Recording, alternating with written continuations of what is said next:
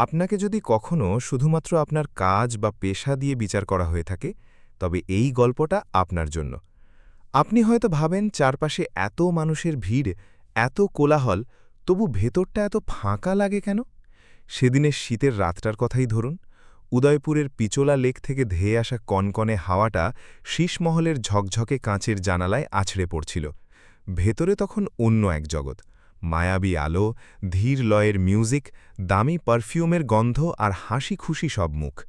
কিন্তু এই ঝকঝকে দুনিয়ার আড়ালে যে একটা নিস্তব্ধতা থাকে, সেটা কেবল তারাই জানে যাদের হাতে ট্রে নিয়ে এক টেবিল থেকে অন্য টেবিলে ঘুরতে হয়। অর্জুন ঠিক তেমনই একজন। এতটাই নিঃশব্দ ওর উপস্থিতি যেন ও ওই জায়গার কোনো অংশই নয়, নিছকই একটা ছায়া। সারা দিনের হাড় ভাঙা খাটুনি তখন ওর পায়ের পেশিতে পাথর হয়ে বসেছে। কিন্তু এই পেশায় থামতে নেই, শুধু চলতে হয়। সেই ভিড়ের মাঝেই হঠাৎ অর্জুনের চোখ আটকে গেল মেয়েটার ওপর। দামি পোশাকে পরিপাটি, দেখলেই বোঝা যায় কোনো অভিজাত ঘরের মেয়ে। কিন্তু ওর চোখে বাকিদের মতো সেই উচ্ছ্বাসটা ছিল না। মেয়েটা হাসছিল না, চুপচাপ বসেছিল, যেন গভীর কোনো ভাবনায় ডুবে আছে, কিংবা নিজের থেকেই অনেক দূরে কোথাও হারিয়ে গেছে। অর্জুন সঙ্গে সঙ্গে চোখ সরিয়ে নিল। ওদের শেখানো হয়েছে গেস্টদের দিকে তাকিয়ে থাকার নিয়ম নেই, শুধু সার্ভিস দিয়ে যাও। কিন্তু ওই একটা মুহূর্তের জন্য ওর পা দুটো যেন ভারী হয়ে গেল। কেন, ও নিজেও জানে না। ঠিক তখনই মেয়েটা ওর দিকে তাকালো। চোখে কোনো অভিব্যক্তি নেই, কোনো প্রশ্ন নেই, কেবল একটা অদ্ভুত ক্লান্ত সত্যিকারের দৃষ্টি। অর্জুন চাইলে ওই মুহূর্তটাকে উপেক্ষা করে রোজকার মতো এগিয়ে যেতে পারত। কিন্তু সেবার ওর মন ফিসফিস করে বলে উঠল, এই দৃষ্টি বিনিময়টা হয়তো এমনি এমনি হয়নি। আর সেই না বলা অনুভূতির হাত ধরেই শুরু হলো ওদের গল্প। ওই রাতের পর থেকে অর্জুন যেন নিজেকেই এড়িয়ে চলতে পারছিল না। কাজও ঠিক আগের মতোই করছিল, কিন্তু মনটা বারবার ফিরে যাচ্ছিল ওই মুহূর্তটায়। মেয়েটার চোখ, ওই অদ্ভুত নীরবতা।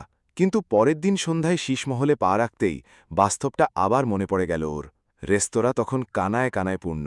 বড়লোকের চড়া গলার হাসি, দামি মদের গন্ধ, আর অর্জুন সেই আগের মতোই এক কোণ থেকে অন্য কোণে ছুটছে। এখানে কেউ ওর গল্প শুনতে চায় না, শুধু ভুল ধরতে বসে থাকে। হাতে ট্রে নিয়েও একটা ভিআইপি টেবিলের দিকে এগিয়ে গেল, ঠিক যে টেবিলে কাল রাতে মেয়েটা বসেছিল। বুকের ভেতরটা এক সেকেন্ডের জন্য ছ্যাঁত করে উঠলেও নিজেকে সামলে নিল ও। কাজে মন দে, নিজেকে শাসালো অর্জুন। গ্লাসটা এগিয়ে দেওয়ার সময় হাতটা খুব সামান্য কেঁপে গেল ওর। হয়তো ঘুম হয়নি ঠিকমতো, বা হয়তো মনটা অন্য কোথাও ছিল। গ্লাসটা রাখার সময় এক ফোঁটা ওয়াইন ছিটকে পড়ল ধবধবে সাদা টেবিল ক্লথে। স্রেফ এক ফোঁটা। কিন্তু ও কিছু বুঝে ওঠার আগেই একটা চড়া গলা ধেয়ে এলো। কি করছো কি তুমি এটা? গলার স্বরসমেই ও বুঝল আজ ম্যানেজারের মেজাজ ভালো নেই। অর্জুন কিছু একটা বলতে যাচ্ছিল, তার আগেই চটাস।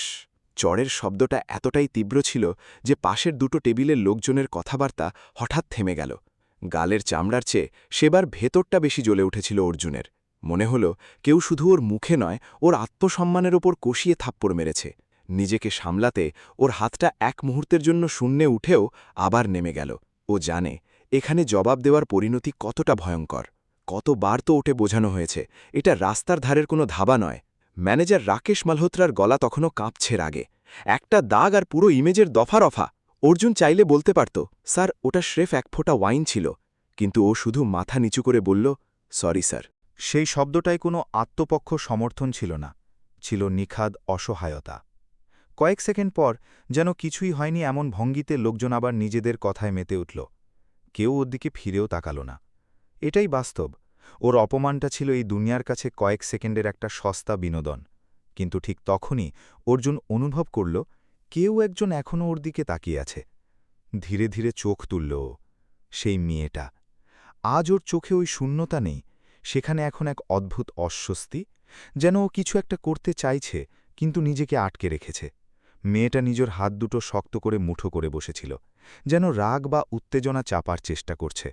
অর্জুন সাথে সাথে চোখ নামিয়ে নিল। ও চায়নি ওর এই করুণ অবস্থাকেও বসে বসে পড়ুক। সন্ধ্যা গড়িয়ে রাত নামল। একে একে সব টেবিল খালি হল। আলোগুলো নিভে আসতে শুরু করল। কিন্তু অর্জুনের ভেতরে যা কিছু ভেঙে যাওয়ার ছিল তা ওই মেঝেতেই পড়ে রইল। ডিউটি শেষ করে পেছনের দরজা দিয়ে বাইরে বেরোল ও। কনকনে ঠান্ডা হাওয়া মুখে লাগতেই ও বুঝল গালটা এখনও জ্বলছে। বাইরের সিঁড়িতে ধপ করে বসে পড়ল ও। নিজের হাত দুটো শক্ত করে জড়িয়ে ধরল, যেন নিজেকে টুকরো টুকরো হয়ে যাওয়ার হাত থেকে বাঁচানোর শেষ চেষ্টা। কিছুক্ষণ পর পেছন থেকে পায়ের শব্দ শোনা গেল। তুমি ঠিক আছো? গলাটা খুব নিচু, কিন্তু আন্তরিক। অর্জুন ঘুরে তাকাল। মেয়েটা দাঁড়িয়ে আছে, কিন্তু এখন আর ওকে ওই ঝকঝকে দুনিয়ার কেউ মনে হচ্ছে না। কোনো অহংকার নেই, কোনো লোক দেখানো গ্ল্যামার নেই, স্রেফ একটা সাধারণ মেয়ে। অর্জুন নিজেকে সামলে নিয়ে বলল, হ্যাঁ, আমি ঠিক আছি। কিন্তু গলাটা ওর সাথে বেইমানি করল। মেয়েটা ওর ঠিক পাশেই এসে বসল, এতটা কাছে যে অর্জুনের একটু অস্বস্তিই হল। কয়েক মুহূর্ত দুজনের কেউই কোনো কথা বলল না।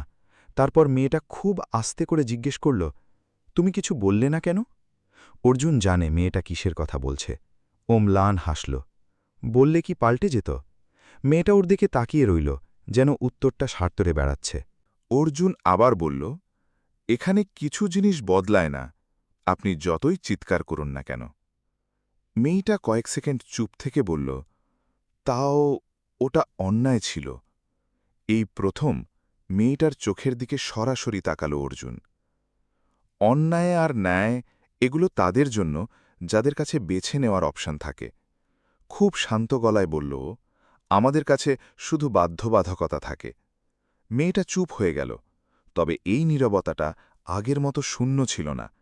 এটা ছিল বোঝার নীরবতা। কাছেই একটা চাওয়ালা দাঁড়িয়েছিল। অর্জুন সেদিকে ইশারা করে বলল, চা। মেয়েটার ঠোঁটের কোণে একটা হাসি ফুটে উঠল। হ্যাঁ। কাগজের কাপে ধোঁয়া ওঠা চা হাতে দুজনে পাশাপাশি বসে রইল। কোনো পরিচয় নেই, কোনো ব্যবধান নেই, স্রেফ দুটো মানুষ যারা হয়তো জীবনে প্রথমবারের মতো সত্যি কোনো কথা বলছে। মেয়েটা ফিসফিস করে বলল, তুমি কি রোজ এভাবেই বাঁচো? চায়ে একটা চুমুক দিয়ে অর্জুন বলল, দিনগুলো আলাদা হয় ঠিকই, কিন্তু অনুভূতিটা একই থাকে। মেয়েটা এক দৃষ্টে তাকিয়ে রইল ওর দিকে। অর্জুনের জীবনে এই প্রথমবার মনে হল কেউ ওকে শুনছে, সত্যি শুনছে। ও তখনও জানত না এই ছোট্ট কয়েক মিনিটের আড্ডাই ওর জীবনের সবচেয়ে বড় গল্পের ভিত গড়তে চলেছে। ওই রাতের পর দুজনের মধ্যে কিছু একটু বদলে গিয়েছিল। কোনো প্রতিশ্রুতি বা সম্পর্ক তৈরি হয়নি ঠিকই, কিন্তু এমন একটা অদৃশ্য টান জন্ম নিয়েছিল যাকে চাইলেও আর অস্বীকার করা যাচ্ছিল না। পরের দিন সন্ধ্যায় শীষমহলে সবকিছুই আগের মতো ছিল। সেই আলো, সেই কোলাহল, সেই ব্যস্ততা। কিন্তু অর্জুন আর আগের মতো ছিল না। কাজ করতে করতে ওর চোখ বারবার দরজার দিকে চলে যাচ্ছিল। নিজেকে হাজারবার বোঝাল, শুধু কাজে মন দে, এসব তোর জন্য নয়। কিন্তু মন কবে কার কথা শোনে? তারপর ও এলো। আজ একা নয়, সাথে ৩-৪ জন বন্ধুবান্ধব। সবার পরনে দামি পোশাক, চড়া গলা আর আত্মবিশ্বাসে ভরপুর চলন। মেয়েটা ওদের মাঝখানেই ছিল, কিন্তু তবু ওকে বড্ড আলাদা দেখাচ্ছিল। ওকে দেখেই অর্জুন চোখ সরিয়ে নিল। ও জানে ওটাই ওর আসল দুনিয়া, আর সেখানে ওর মতো একজন ওয়েটারের কোনো জায়গা নেই। Arjun, table number ৭। ম্যানেজারের হাঁক শুনে অর্জুনের বুকের ভেতরটা এক মুহূর্তের জন্য থমকে গেল। ওই টেবিলটাই। ট্রে হাতে ও সেখানে পৌঁছল। মেয়েটা তখন কোনো একটা কথায় হাসছিল। হাসিটা কি সত্যি? অর্জুন বুঝতে পারল না। জলের গ্লাসটা এগিয়ে দেওয়ার সময় ওর আঙুলগুলো সামান্য কাঁপছিল। নিজেকে শক্ত করল ও। মেয়েটা ওর দিকে তাকাল। এক মুহূর্তের জন্য মেয়েটার চোখে একটু পরিচিতির ঝলক খেলে গেল, কিন্তু পরক্ষণেই সেটা উধাও, যেন কাল রাতের কিছুই ঘটেনি। একটু তাড়াতাড়ি করো, মেয়েটার পাশের লোকটা বিরক্তি নিয়ে বলল। অর্জুন মাথা নিচু করে জি স্যার বলে নিজের কাজে মন দিল। ও স্পষ্ট বুঝতে পারছিল মেয়েটা ওর দিকে তাকিয়ে আছে, কিন্তু এবার আরও চোখ তুলে তাকাল না, কারণ ও ততক্ষণে বুঝে গেছে কিছু জিনিস চোখের সামনে দেখলে কষ্টটা বাড়ে ছাড়া কমে না। পুরো সন্ধ্যাটা অর্জুন ওই টেবিলটা এড়িয়ে চলল, মেয়েটাও। কিন্তু এর মাঝেই বেশ কয়েকবার ওদের চোখাচোখি হয়ে গেল, আর প্রতিবারই দুজন সাথে সাথে চোখ সরিয়ে নিল, যেন কেউ দেখে ফেলার ভয়। কিছুক্ষণ পর অর্জুন দেখল মেয়েটা দল ছেড়ে উঠে যাচ্ছে, কাউকে কিছু না বলেই। অর্জুন নিজেকে আটকাতে চাইল, কিন্তু মন বলল, যাও। কয়েক মিনিট পর একটা বাহানা দিয়ে অর্জুনও পেছনের দরজা দিয়ে বাইরে বেরিয়ে এলো। মেয়েটা ওখানেই দাঁড়িয়েছিল, সিঁড়ির কাছে, ঠিক যেখানে কালোরা বসেছিল। আজ ওর পিঠটা অর্জুনের দিকে, কিন্তু অর্জুন জানে মেয়েটা ওর জন্যই অপেক্ষা করছে। এলে তাহলে? না ঘুরেই বলল মেয়েটা। অর্জুন কয়েক পা দূরে দাঁড়িয়ে বলল, কাজ ছিল। মেয়েটা ধীরে ধীরে ঘুরে দাঁড়াল। আজ ওর চোখে তীব্র অস্বস্তি। আজ ভেতরে যা হলো, মেয়েটা একটু থামল, যেন সঠিক শব্দ খুঁজছে। আমি কিন্তু সেরকম নই যেমনটা তোমার মনে হলো। অর্জুন একটু হাসল, ম্লান, ক্লান্ত হাসি। আমার তো কিছুই মনে হয়নি। তুমি মিথ্যে বলছ। মেয়েটা স্থির দৃষ্টিতে তাকিয়ে রইল। এবার আর ঘুরিয়ে পেঁচিয়ে কথা বলল না অর্জুন। আপনাদের দুনিয়ায় সত্যি বলাটা কি খুব সহজ? মেয়েটা চুপ। কনকনে ঠান্ডা হাওয়ার মাঝেও অদ্ভুত একটা গুমোট ভাব। আমি ওখানে একরকম থাকি, মেয়েটা নিচু গলায় বলল। আর এখানে অন্য রকম। অর্জুন মাথা নাড়ল। হ্যাঁ, আমি দেখেছি। কয়েক সেকেন্ডের নীরবতা। তারপর অর্জুন এই প্রথম একটু কঠোর গলায় জিজ্ঞেস করল, আর আমি কে আপনাদের ওই দুনিয়ায়? মেয়েটা উত্তর দেওয়ার চেষ্টা করল, কিন্তু ওর মুখ দিয়ে কোনো শব্দ বেরোল না। ওর এই নীরবতাটাই সব প্রশ্নের উত্তর দিয়ে দিল। অর্জুন একটা গভীর শ্বাস ফেলল। মনের কোণে যে ছোট্ট বিশ্বাসের চারাগাছটা জন্মেছিল, সেটা ধীরে ধীরে মরে যাচ্ছে। কোনো ব্যাপার না, অর্জুন শান্ত গলায় বলল। আমি বুঝে গেছি। ও ঘুরতে যাবে ঠিক তখনই মেয়েটা ওর হাত চেপে ধরল। ওর হাতের স্পর্শটা উষ্ণ, আর একটু যেন কাঁদছে। আমি চেষ্টা করছি সবটা বোঝার, সব ঠিক করার। অর্জুন থমকে দাঁড়াল, কিন্তু পেছন ফিরল না। কয়েক মুহূর্ত পর ও খুব নিচু গলায় বলল, চেষ্টা করলে কিছু বদলায় না, যেটা সত্যি সেটা সত্যি হয়েই থেকে যায়। মেয়েটার হাতের বাঁধন হালকা হয়ে এলো। এবারের নীরবতাটা বড্ড ভারী, যেন মেয়েটা নিজেকেই নিজে চিনতে পারছে না। অর্জুন ধীরে ধীরে নিজের হাতটা ছাড়িয়ে নিয়ে এগিয়ে গেল। পেছন ফিরে আর তাকাল না, কিন্তু বুকের ভেতর একটা চিনচিনে ব্যথা রয়েই গেল। ও জানত এই গল্পটা সহজ হবে না, কিন্তু দুজনেই যে এর মধ্যে জড়িয়ে পড়েছে সেটা অস্বীকার করারও কোনো উপায় ছিল না। ওই লাতের পর অর্জুন নিজেকে অনেকটা গুটিয়ে নিয়েছিল। দূরত্ব বজায় রাখাটা জরুরি, কিন্তু মনকে কি আর যুক্তি দিয়ে বেঁধে রাখা যায়? পরের কয়েকটা দিনও পাগলের মতো কাজ করল। ওভারটাইম, ভিড় সামলানো, এক মুহূর্তের জন্যও থামল না। কাজটা খুব জরুরি ছিল বলে নয়, বরং নিজের ভাবনার হাত থেকে বাঁচার জন্য। ও খেয়াল করেছিল মেয়েটাই কয়েকদিন আসেনি। প্রথম দিনও পাত্তা দেয়নি। দ্বিতীয় দিন অবচেতনেই চোখটা দরজার দিকে চলে গিয়েছিল। তৃতীয় দিনও ও নিজেকে মিথ্যে প্রবোধ দিল, এতে আমার কিছুই যায় আসে না। কিন্তু সত্যিটা মনের ভেতরে ঘাপটি মেরে বসেই ছিল। তৃতীয় দিন সন্ধ্যায় ডিউটি শেষের পর ও সোজা গেট দিয়ে বেরোল না। কেন জানে ওর পা চলে গেল কিচেনের পেছনের সেই অন্ধকার গলিটার দিকে, যেখানে স্টাফরা কখনো সখনো একটু দম নিতে আসে। গলিতে টিমটিমে আলো, দূর থেকে বাজারের কোলাহল ভেসে আসছে। হাঁটতে হাঁটতে একটু এগোতেই ও থমকে দাঁড়াল। মেয়েটা দাঁড়িয়ে আছে, একা। আজ হাতে কোনো চায়ের কাপ নেই, চোখে মুখে কোনো সাজগোজ নেই, শুধু দেওয়াল হেলান দিয়ে দাঁড়িয়ে আছে, যেন দীর্ঘক্ষণ ধরে কারোর অপেক্ষায়। অর্জুন কয়েক পা দূরে থেমে গিয়ে সরাসরি জিজ্ঞেস করল, আপনি এখানে? মেয়েটা একটু হাসল। 3 দিন ধরে আসছি, আজ তোমার দেখা পেলাম, এত অবাক হচ্ছ কেন? মেয়েটা একদৃষ্টে তাকিয়ে রইল ওর দিকে, কারণ আমি কথাটাকে ওভাবে শেষ হতে দিতে চাইনি। আর হয়তো আমি নিজেকেও একটু বুঝতে চাইছিলাম। অর্জুন একটা দীর্ঘশ্বাস ফেলল। কিছু কথা শুধু বুঝলেই সহজ হয়ে যায় না। মেয়েটা মাথা নাড়ল। আমি জানি, কিন্তু চেষ্টা তো করতে পারি। আবার সেই নীরবতা। তবে আজকের নীরবতাটা ভারী ছিল না, ছিল বড্ড অসম্পূর্ণ। যাবে? হঠাৎ করে বলে উঠল মেয়েটা। অর্জুন ভ্রু কুঁচকে তাকাল। কোথায়? এমনি একটু হাঁটব।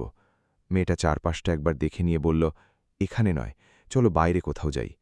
অর্জুন এক মুহূর্ত ভাবল, তারপর টু শব্দ না করে ওর পাশে হাঁটা লাগাল।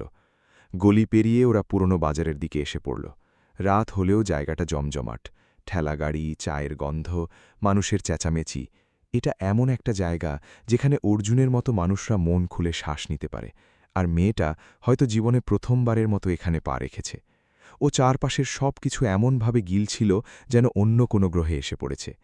একটা ছোট্ট ঠেলাগাড়ির সামনে দাঁড়িয়ে মেয়েটা জিজ্ঞেস করল, এটা কি, পানিপুরি? অর্জুন বলল, খাবেন? মেয়েটা হেসে ফেলল। তুমি খাওয়াবে? অর্জুন কোনো কথা না বলে 2টো প্লেট অর্ডার করল। প্রথম ফুচকাটা মুখে দিতেই মেয়েটার চোখ মুখ কুঁচকে গেল। টক, ঝাল, আর তারপরই একটা বাঁধ ভাঙা হাসি, সত্যিকারের হাসি। অর্জুন ওর দিকে তাকিয়ে এই প্রথম অনুভব করল মেয়েটা এই সস্তা পরিবেশেই সবচেয়ে বেশি খাঁটি। তুমি রোজ এগুলো খাও? মেয়েটা জিজ্ঞেস করল। পকেটে যখন টাকা বাঁচে, অর্জুন খুব ক্যাজুয়াল গলায় উত্তর দিল। মেয়েটা চুপ করে গেল। হয়তো এই প্রথমবার ও দুই দুনিয়ার আসল ফারাকটা এত কাছ থেকে দেখতে পাচ্ছিল। কিছুক্ষণ পর হাঁটতে হাঁটতে ওরা লেকের ধারে এসে পৌঁছাল। আজ ওরা বসল না, শুধু হাঁটতে লাগল পাশাপাশি। অর্জুন, মেয়েটা খুব নিচু গলায় ডাকল, আমি যদি বলি আমি বদলাতে চাই? অর্জুন না থেমেই বলল, মানুষ কখনো বদলায় না, শুধু পরিস্থিতির সাথে মানিয়ে নিতে শেখে। মেয়েটা ওর সাথে পা মিলিয়ে হাঁটতে হাঁটতে বলল, তাহলে কি আমিও শুধু মানিয়ে নিচ্ছি? অর্জুন ওর দিকে তাকাল। হয়তো, অথবা হয়তো এই প্রথমবার আপনি সত্যি সত্যি নিজের মতো করে বাঁচছেন। কথাটা শুনে মেয়েটা কোনো উত্তর দিল না, কিন্তু ওর হাঁটার গতি ধীর হয়ে এলো। হঠাৎ ওর ফোনটা বেজে উঠল। স্ক্রিনের দিকে তাকাতেই ওর মুখের রং ফ্যাকাশে হয়ে গেল। আমাকে যেতে হবে, খুব তড়িঘড়ি করে বলল ও। কেউ অপেক্ষা করছে? অর্জুন শান্ত গলায় জিজ্ঞেস করল। মেয়েটা কয়েক সেকেন্ড চুপ করে থেকে ফিসফিস করে বলল, হ্যাঁ, আমার দুনিয়া। অর্জুন শুধু মাথা নাড়ল। এই উত্তরের পর আর কোনো প্রশ্নের জায়গা নেই। মেয়েটা কয়েক পা পিছিয়ে গিয়ে আবার থমকে দাঁড়াল। আমাদের কি আবার দেখা হবে? অর্জুন ওর চোখের দিকে তাকাল। এবার সেখানে একটা প্রশ্ন ছিল, একটা ভয়ও ছিল। জানি না, অর্জুন সত্যিটাই বলল। এই রাস্তাগুলো সবসময় এক জায়গায় এসে মেশে না। মেয়েটা ম্লান হাসল। হাসিটা চোখের কোণ পর্যন্ত পৌঁছাল না। তাও বলল, আমি আসব। অর্জুন কিছুই বলল না। মেয়েটা ঘুরে হাঁটা শুরু করল। ধীরে ধীরে ভিড়ের মাঝে মিলিয়ে গেল। অর্জুন ওখানেই দাঁড়িয়ে রইল। চারপাশের কোলাহল আগের মতোই আছে, কিন্তু ওর ভেতরে আবার কিছু একটা ওলটপালট হয়ে গেছে। ও বুঝতে পারছিল এই গল্পটা এখন আর স্রেফ দুটো মানুষের দেখা হওয়ার মধ্যে আটকে নেই। এবার কিছু কঠিন সিদ্ধান্ত নেওয়ার সময় চলে এসেছে। সেই রাতে লেকের ধারে আলাদা হওয়ার পর অর্জুন অনেকক্ষণ ওখানেই দাঁড়িয়েছিল। মাথার ভেতর একটাই প্রশ্ন ঘুরপাক খাচ্ছিল, এই রাস্তাটা আসলে কোথায় গিয়ে শেষ হবে? পরের দিনও নিজেকে বোঝাল, এবার একটু সাবধানে পা ফেলতে হবে।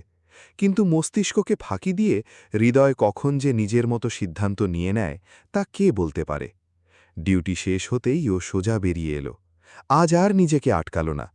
কোনো ভনিতা ছাড়াই মেয়েটাকে বলল, যদি সত্যিই বুঝতে চান তাহলে আজ আমার দুনিয়াটা দেখতে হবে। মেয়েটা কয়েক মুহূর্ত চুপ করে থেকে শুধু বলল, চলো। রাস্তাটা খুব একটা লম্বা ছিল না, কিন্তু মেয়েটার কাছে এটা ছিল একেবারে অচেনা এক গ্রহ। ঝকঝকে পিচের রাস্তা ছেড়ে ওরা যখন সরু অন্ধকার গলির ভেতর ঢুকল, মেয়েটার পায়ের গতি এমনিতেই কমে এলো। এখানে আলোর চেয়ে জীবনের স্পন্দন বেশি।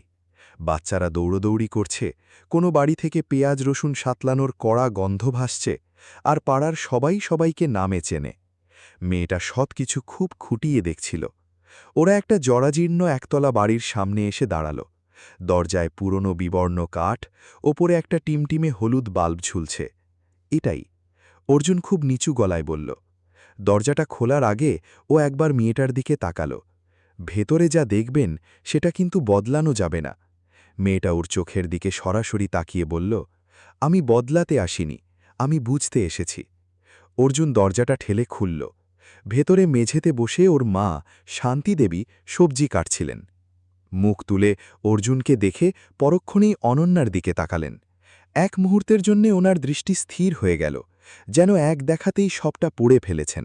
তারপর হেসে বললেন, আয় বাবা। অনন্যা একটু আড়ষ্ট ভঙ্গিতে নমস্কার করল। ওর মধ্যে অস্বস্তি ছিল, কিন্তু কোনো ভান ছিল না। মা উঠে গিয়ে জল দিলেন, আর কোনো প্রশ্ন না করেই সোজা রান্নাঘরে ঢুকে গেলেন। অর্জুন দেখল অনন্যা পুরো ঘরটা স্ক্যান করছে। দেওয়ালে ঝোলানো পুরনো ক্যালেন্ডার, এক কোণে রাখা মরচে পড়া টিনের তরঙ্গ, আর ওই এক চিলটে উঠোন, যেখান দিয়ে বিকেলের হাওয়া আসে। তুমি এখানে থাকো? অনন্যা ফিসফিস করে জিজ্ঞেস করল। হ্যাঁ, এটাই আমার সব। অর্জুনের সহজ স্বীকারোক্তি। কিছুক্ষণ পরেই মা খাবার নিয়ে এলেন, রুটি, ডাল আর একটুখানি আচার।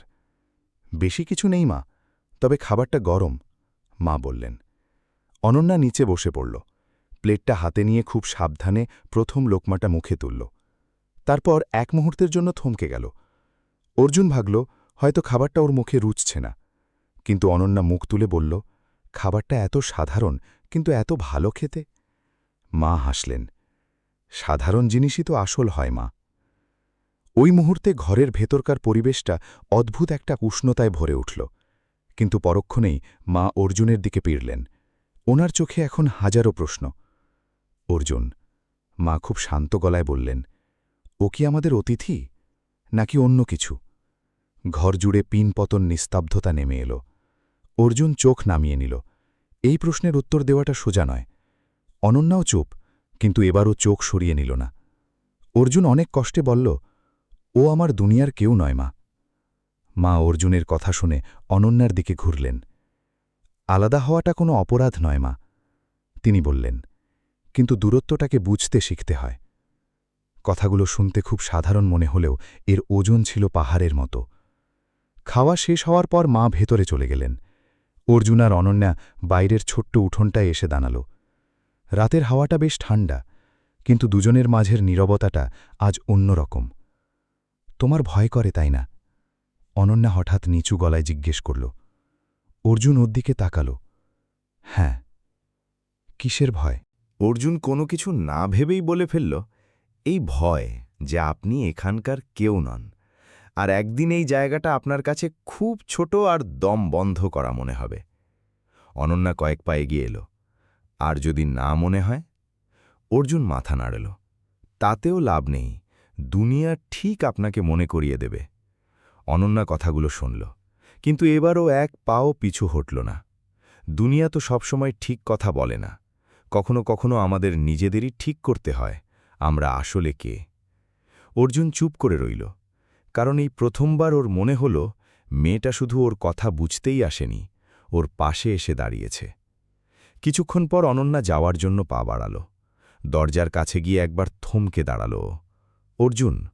অনন্যা ওর দিকে ঘুরে বলল, আজ আমি তোমার দুনিয়া দেখলাম, এবার একদিন তোমাকেও আমার দুনিয়া দেখতে হবে। অর্জুন কিছুই বলল না।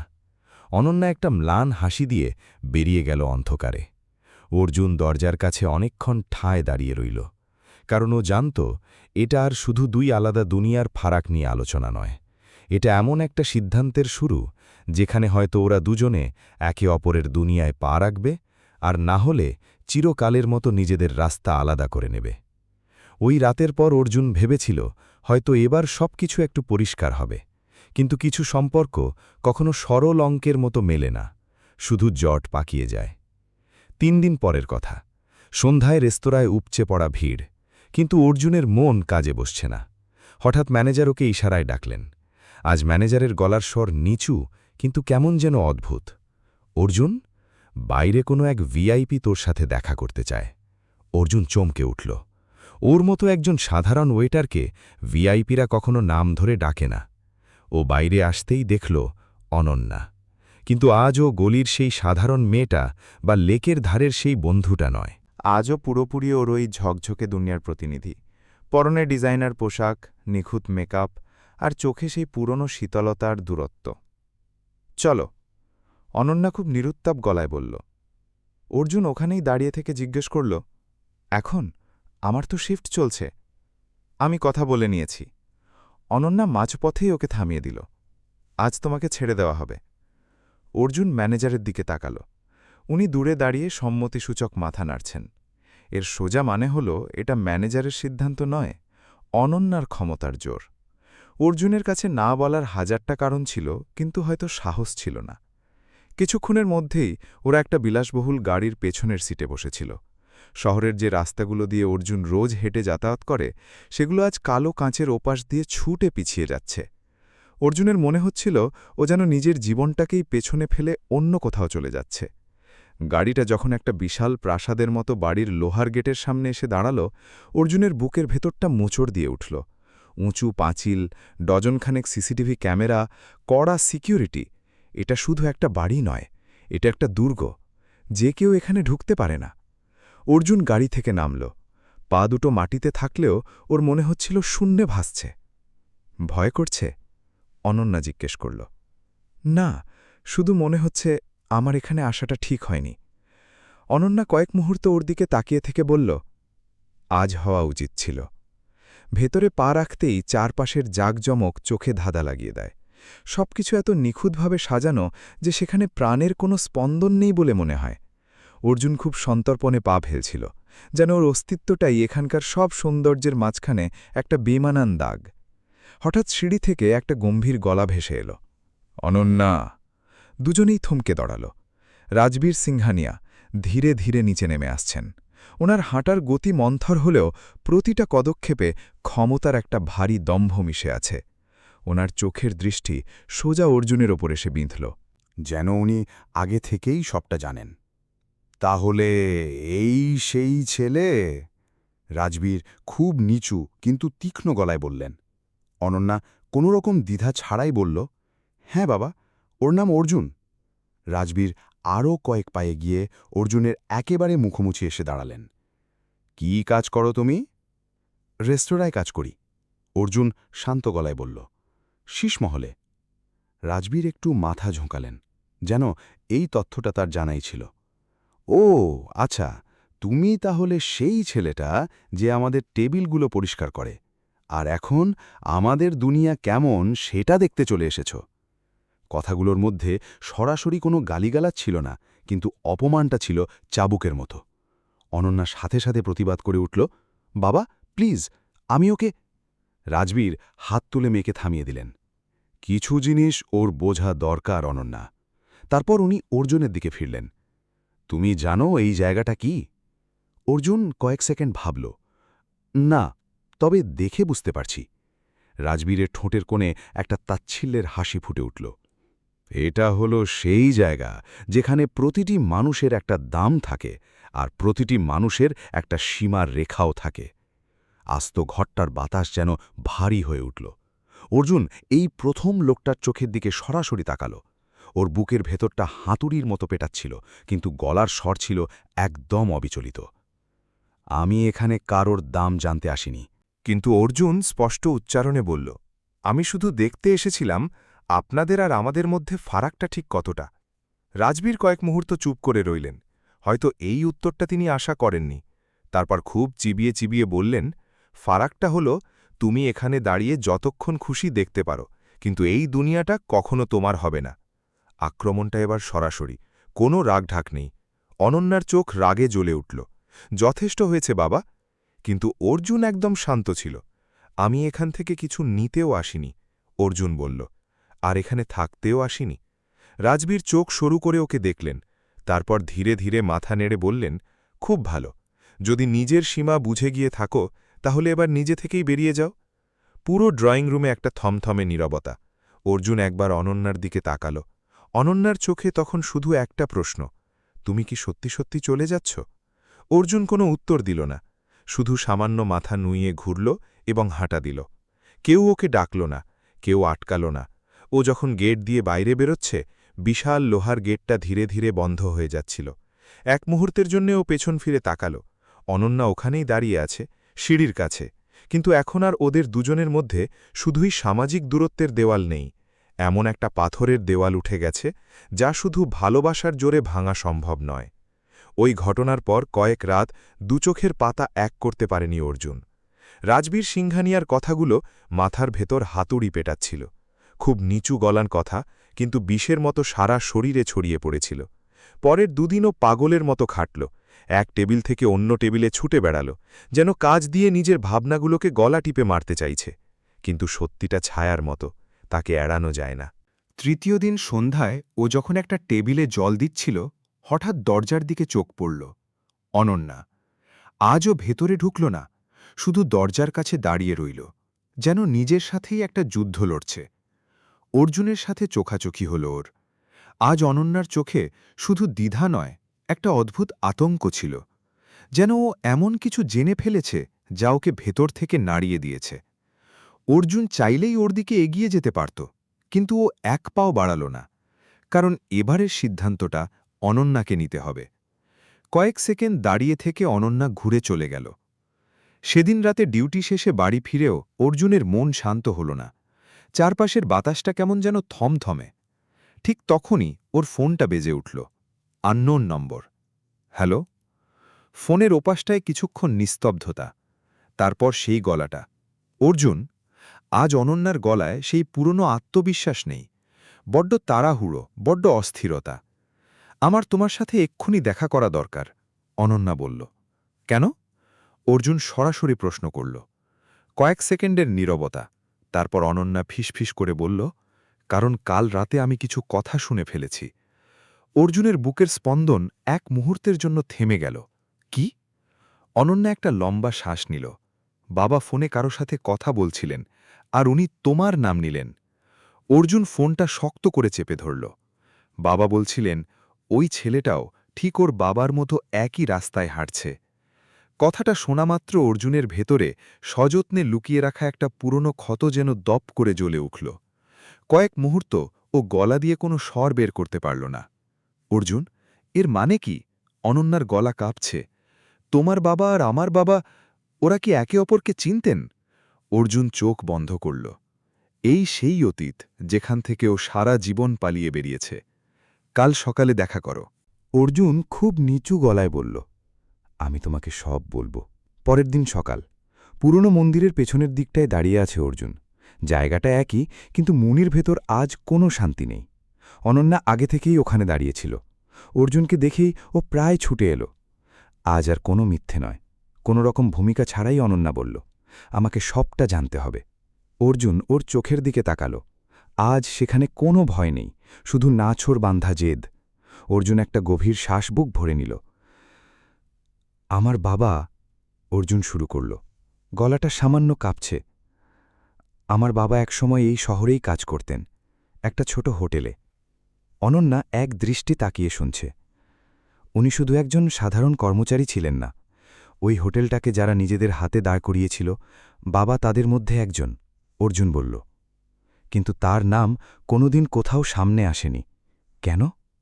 অর্জুন কয়েক সেকেন্ড মাটির দিকে তাকিয়ে রইল, তারপর বলল, কারণ যখন ফল খাওয়ার সময় এলো তখন বাবাকে সরিয়ে দেওয়া হলো। অনন্যার চোখের দৃষ্টি আরও তীক্ষ্ণ হল। কিভাবে? অর্জুন চোখ তুলে তাকাল। বাবার নামে চুরির মিথ্যে অপবাদ দেওয়া হয়েছিল। অনন্যা চমকে উঠল। কি? হ্যাঁ, অর্জুন বলল। আর সেদিন সবার সামনে দাঁড়িয়ে যে লোকটা বাবার দিকে আঙুল তুলেছিল, অর্জুন সরাসরি অনন্যার চোখে চোখ রাখল। তিনি আর কেউ নন, তোমার বাবা। কয়েক সেকেন্ডের জন্য মনে হল পৃথিবীর সব কোলাহল থেমে গেছে। অনন্যা এক পা পিছিয়ে গেল। ধাক্কাটা ওর জন্য বড্ড ভারী। না, ও ফিসফিস করে বলল, এটা সত্যি হতে পারে না। অর্জুন তিক্ত হাসল। আমিও অনেক বছর এটাই ভেবেছিলাম। অনন্যার চোখে ততক্ষণে জল টলমল করছে। তারপর কি হল? গলাটা প্রায় শোনাই যাচ্ছে না ওর। অর্জুনের গলাটা আরও নিচু হয়ে গেল। তারপর কেউ বাবার একটা কথাও বিশ্বাস করতে চায়নি। আর কয়েকদিন পর বাবা। অর্জুন থেমে গেল। শব্দগুলো যেন গলায় আটকে একটা দলা পাকিয়ে গেছে। বাবা কি? অনন্যা ফুপিয়ে উঠল। অর্জুন অনেক কষ্টে নিজেকে সামলে নিয়ে বলল, উনি সবকিছু শেষ করে দিয়েছিলেন। অনন্যার গাল বেয়ে অঝরে জল নামতে লাগল। অর্জুন, কিন্তু এবার অর্জুন ওর দিকে তাকাল না। কারণ এই যন্ত্রণাটা ও কারো সাথে ভাগ করে নিতে চায় না। এই কষ্টটা একান্তই ওর। অনেকক্ষণ দুজনের কেউ কোনো কথা বলতে পারল না। হাওয়ার শব্দ ছাড়া আর কিছুই শোনা যাচ্ছে না। তারপর অনন্যা চোখ মুছে খুব আস্তে করে জিজ্ঞেস করল, তাহলে তুমি এখানে কাজ করছো কেন? অর্জুন মুখ তুলল। ওর চোখে এখন আগুন। কারণ আমি জানতে চেয়েছিলাম, বাবা কি সত্যি অপরাধী ছিলেন, নাকি শুধু কারো সাজানো নাটকের বলির পাঠা হয়েছিলেন। অনন্যা ওর দিকে তাকাল। এবার ওর চোখে শুধু হতভাগ হওয়ার ছাপ নেই, আছে গভীর এক অপরাধবোধ। আর এখন? অর্জুন খুব শান্ত গলায় বলল, এখন আমি জানি, আর এও জানি যে গল্পটা এখনও শেষ হয়নি। মন্দিরের চূড়ায় একটা বেল বেজে উঠল। কিন্তু এই গল্পটা এখন আর শুধু দুটো আলাদা দুনিয়ার মানুষের প্রেম বা বন্ধুত্বের গল্প নেই। এটা এখন এমন এক ভয়ঙ্কর সত্যির গল্প হয়ে দাঁড়িয়েছে, যা হয়তো ওদের পুরো জীবনটাকেই তছনছ করে দিতে চলেছে। মন্দিরে দাঁড়িয়ে অর্জুন যে সত্যিটা বলেছিল, গল্পটা সেখানে শেষ হয়নি, বরং আসল খেলাটা শুরু হয়েছিল ওখান থেকেই, নিঃশব্দে কিন্তু খুব গভীরভাবে। সেদিন বাড়ি ফিরে অনন্যার মনে হল চারপাশের সব কিছু পাল্টে গেছে। বিশাল ড্রয়িং রুম, চকচকে মেঝে, সেই একই নিস্তব্ধতা। কিন্তু ওর বুকের ভেতরটা দুমড়ি মুচড়ে যাচ্ছিল। ও সোজা নিজের ঘরে গিয়ে ভেতর থেকে ছিটকিনি তুলে দিল। জীবনে প্রথমবার নিজের বাড়িতে নিজেকে ওর বড্ড অচেনা, বড্ড বহিরাগত মনে হচ্ছিল। বাবা কি সত্যি এত বড় একটা জঘন্য কাজ করতে পারেন? প্রশ্নটা ওর মাথার ভেতরে পোঁকার মতো কুড়ে কুড়ে খাচ্ছিল। ও সেরাতে এক ফোঁটা ঘুমোতে পারল না। বিছানা ছেড়ে উঠে পড়ল ওর তল্লাশি। পুরনো আলমারি, ফাইলের র‍্যাক, বাবার স্টাডি রুম, যেখানে যেখানে পুরনো কাগজপত্র থাকার সম্ভাবনা ছিল সব তন্ন তন্ন করে খুঁজতে লাগল ও। কিন্তু কাজটা মোটেও সহজ ছিল না। বেশিরভাগ ড্রয়ার তালাবন্ধ, ল্যাপটপে কড়া পাসওয়ার্ড, আর কিছু ফাইল এমনভাবে উধাও যেন সেগুলোর কোনো অস্তিত্বই কোনোকালে ছিল না। সবকিছু খুব যত্ন করে লুকিয়ে রাখা হয়েছে, অনন্যা বিড়বিড় করে নিজেকেই বলল। ঘণ্টাখানেক খোঁজাখুঁজির পর ও যখন হাল ছেড়ে দেওয়ার কথা ভাবছে, হঠাৎ ওর নজর গেল করিডোরের শেষ প্রান্তের পুরনো স্টোর রুমটার দিকে। ঘরটা বছরের পর বছর ধরে তালাবন্ধ, দরজাটা জ্যাম হয়ে আছে। ও শরীরের সমস্ত জোর দিয়ে ধাক্কা মেরে দরজাটা খুলল। ভ্যাপসা গন্ধ, ধুলোবালি আর ঘুটঘুটে অন্ধকার। কোনায় কোনায় ডাঁই করে রাখা কার্ডবোর্ডের বাক্স। ও একটা একটা করে বাক্স খুলতে শুরু করল। প্রথমটায় পুরনো কিছু বিল, দ্বিতীয়টায় পারিবারিক অ্যালবামের বাতিল কিছু ছবি, ৩ নম্বর বাক্সটায় কিছু ধুলোমাখা ফাইল। ওর বুকের ধুকপুকানি বেড়ে গেল। প্রথম ফাইলটা খুলল, কিছুই নেই। দ্বিতীয়টায় কিছু বাতিল কন্ট্রাক্ট পেপার। ৩ নম্বর ফাইলটার ওপরে মোটা করে লেখা শেখাওয়াত হসপিটালিটি ইন্টারনাল রিভিউ। অনন্যার হাত দুটো কেঁপে উঠল। ইটাই, ও ফিসফিস করল। ফাইলটা খুলতেই ওর নিঃশ্বাস ভারী হয়ে এলো। ভেতরে অনেকগুলো পাতা, কিছুতে সই আছে, কিছুতে নেই। পাতাগুলো উল্টোতে উল্টোতে হঠাৎ একটা নামের ওপর ওর চোখ আটকে গেল। রমেশ ত্রিপাঠী, অর্জুনের বাবা। ওর হৃৎপিণ্ডটা ১ সেকেন্ডের জন্য স্পন্দন ভুলে গেল। ও দ্রুত চোখ বোলাতে লাগল। ওটা ছিল একটা অডিট রিপোর্ট। ওপরে লেখা সাসপেক্টেড ইন্টারনাল লস। কিন্তু অবাক করার মতো বিষয় হল তার ঠিক নিচেই লাল কালি দিয়ে দাগ কেটে লেখা ভেরিফিকেশন ইনকমপ্লিট। অনন্যা চোখ দুটো শক্ত করে বন্ধ করল। এর মানে হল চুরির ওই অভিযোগটা কোনোদিন প্রমাণিতই হয়নি। কিন্তু সেই পাতারই একেবারে নিচে আরেকটা লাইন লেখা ছিল, খুব ছোট কিন্তু হাড় হিম করা, রেকমেন্ডেড রিমুভাল, ইমিডিয়েট এফেক্ট। অনন্যার হাত থরথর করে কাঁপতে লাগল। এর মানে বাবাকে বরখাস্ত করার সিদ্ধান্তটা আগে থেকেই নেওয়া হয়ে গিয়েছিল। চুরির অপবাদটা ছিল স্রেফ একটা অজুহাত। ও তাড়াতাড়ি ফাইলটা বন্ধ করে দিল। ঠিক তখনই ওর মনে হল পেছনের রাত খোলা দরজার কাছে কেউ একজন দাঁড়িয়ে আছে। ও ঝট করে পেছন ফিরে তাকাল। কেউ নেই, কিন্তু দরজাটা আগের চেয়ে একটু বেশি খোলা মনে হল। ওর গলা শুকিয়ে কাঠ। কেউ কি ওকে নজরদারি করছে? ও আর এক মুহূর্তও নষ্ট না করে ফাইলটা বুকের কাছে লুকিয়ে এক ছুটে নিজের ঘরে চলে এলো। ওই রাতে ও জীবনে প্রথমবার সত্যিকারের ভয় জিনিসটা টের পেল। এটা শুধু কোনো পুরনো পারিবারিক কেলেঙ্কারি নয়, এটা এমন একটা অপরাধ যা কেউ আজও আপ্রাণ চেষ্টা করছে লুকিয়ে রাখতে। পরের দিন সকালেই ও অর্জুনকে কল করল। অর্জুন, আমাদের এক্ষুনি দেখা করতে হবে, এক্ষুনি। ওর গলার আওয়াজ শুনেই অর্জুন বুঝে গেল বড় কিছু একটা হয়েছে। যখন ওরা লেকের ধারে দেখা করল, অনন্যা আজ আর কান্নাকাটি করল না। ও সোজা ফাইলটা অর্জুনের হাতে ধরিয়ে দিল। এটা দেখো। অর্জুন পাতাগুলো উল্টে দেখতে লাগল, আর যত পড়ছিল ওর চোয়ালের পেশি শক্ত হয়ে উঠছিল। সবকিছু আগে থেকে প্ল্যান করা ছিল। অর্জুন দাঁতে দাঁত কিটকিটে বলল, হ্যাঁ। অনন্যা বলল, আর এই জায়গাটা দেখো। ওই রেকমেন্ডেড রিমুভাল লাইনটার দিকে আঙুল দেখালো। অর্জুনের হাতের মুঠো শক্ত হয়ে গেল। মানে, আমার বাবাকে যে ফাঁসিয়ে তাড়ানো হবে তার ছক অনেক আগেই কষা হয়েছিল। ওর গলায় এখন শুধু বাবার মৃত্যুর যন্ত্রণা নয়, আছে তীব্র আক্রোশ। কিন্তু তখনই অর্জুন একটা অদ্ভুত জিনিস খেয়াল করল। ফাইলের একদম শেষ পাতায় একটা সই আছে। সইটা অর্ধেক মোছা, কিন্তু চেনা মতো। ও কয়েক সেকেন্ড সইটার দিকে তাকিয়ে থেকে বলল, এটা শুধু তোমার বাবার সই নয়। অনন্যা চমকে উঠল। মানে? অর্জুন পাতাটা ওর দিকে ঘুরিয়ে ধরল। এখানে অন্য কারো সইও আছে। অনন্যা তীক্ষ্ণ চোখে সেদিকে তাকাল। ওর মুখের রক্ত শুকিয়ে গেল এক মুহূর্তে। এটা তো। ওর গলা দিয়ে আর শব্দ বেরোল না। অর্জুন ওর দিকে তাকাল। কে এই লোকটা? অনন্যা কয়েক মুহূর্ত কোনো কথাই বলতে পারল না। তারপর ঢোক গিলে বলল, ইনি আমাদের কোম্পানির একজন পুরনো পার্টনার, যিনি অনেক বছর আগে হঠাৎ করেই নিরুদ্দেশ হয়ে যান। হঠাৎ করেই চারপাশের বাতাস যেন থমকে গেল।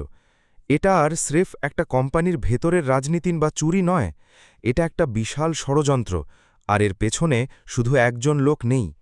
অর্জুন একটা বড় শ্বাস নিল। তার মানে যে বা যারা এই সব কিছুর পেছনে ছিল তারা আজও কোথাও না কোথাও লুকিয়ে আছে। অনন্যা অর্জুনের চোখের দিকে তাকাল। এবার আর ওর চোখে ভয় নেই, আছে শেষ দেখে ছাড়ার একটা জেদ। আর হয়তো তারা চায় না এই সত্যিটা কখনো বাইরে আসুক। দুজনেই কিছুক্ষণ চুপ। তারপর অর্জুন নিচু গলায় বলল, তাহলে আমাদের কাজটা খুব তাড়াতাড়ি সারতে হবে। অনন্যা শুধু মাথা নাড়ল, কিন্তু ওরা দুজনেই জানত এই রাস্তাটা এখন আর আগের মতো সুরক্ষিত নেই। ওরা এমন এক চোরাবালিতে পা রেখেছে যেখানে ভুল করে ফেলা একটা ছোট্ট পদক্ষেপও মৃত্যু ডেকে আনতে পারে।